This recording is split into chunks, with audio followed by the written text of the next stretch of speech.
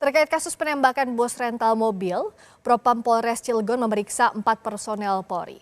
Pemeriksaan terkait dugaan penolakan polisi menemani korban yang hendak mengambil kembali mobilnya. 4 polisi yang diperiksa adalah Kapolsek Cinangka, AKP Iwan Kurniawan, dan 3 anggotanya. Keempatnya bertugas ketika korban meminta pendampingan untuk mengambil kembali mobilnya.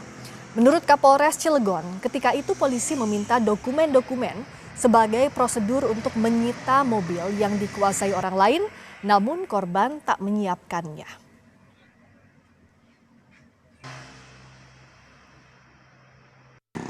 Jadi sudah kita lakukan pemeriksaan, klarifikasi dan interogasi kepada 4 personil Polsek, termasuk Kapolsek dan ketiga anggotanya.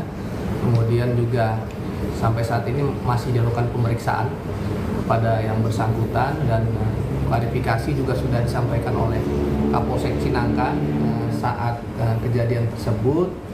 Untuk anggota Polsek maupun Kapolseknya itu meminta dokumen-dokumen karena berkaitan juga dengan upaya paksa nantinya yang akan kita lakukan.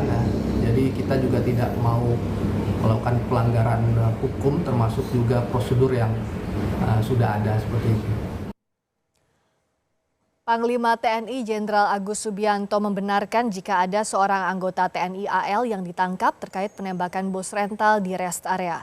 Panglima menegaskan pelaku sudah ditangkap dan diperiksa.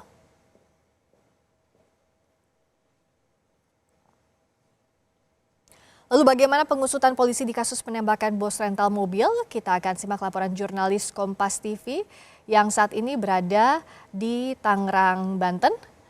Ada nih Putu Trisnanda. Putu, bagaimana proses yang saat ini berlangsung? Sudahkah ada hasil pemeriksaan sementara terhadap tersangka?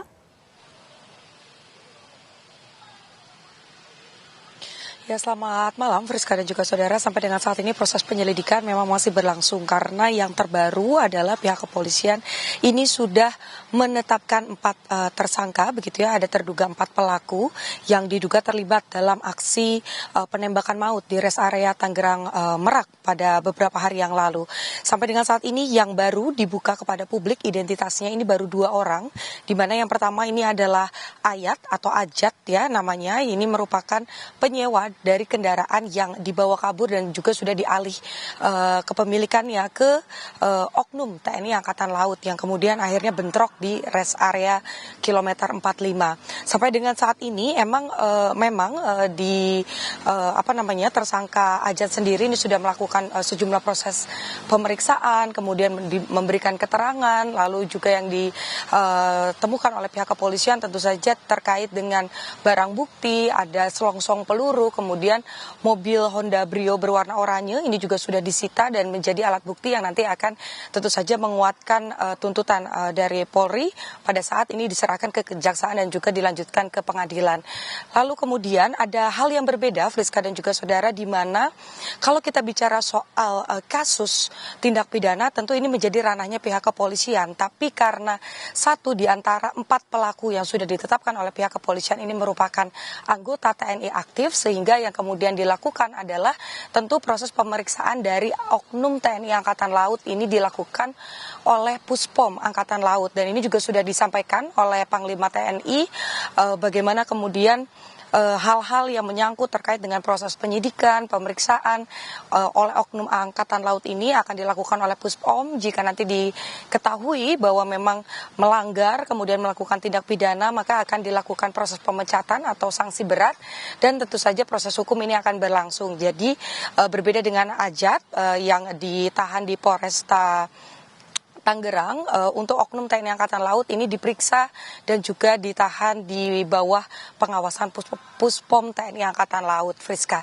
Dan kalau kita lihat juga sampai dengan saat ini Polri masih menyimpan baik-baik baik itu keterangan, peran-peran dan lain sebagainya, karena nanti baru akan disampaikan secara resmi pada hari Senin. Yang baru kita ketahui adalah peran dari Ajat, di mana tugasnya dalam kasus ini adalah ataupun modus yang dilakukan adalah mencari rental-rental mobil yang kemudian bisa dipinjam, tentu saja dengan menggunakan identitas palsu, STNK palsu. Kemudian setelah nanti mobil tersebut berhasil dipinjam, nanti baru akan diserahkan kepada pihak lain yang diduga ini adalah penadah. Inisialnya juga masih dirahasiakan oleh penyidik, dan nanti baru pihak penadah ini yang akan menjual kendaraan tersebut.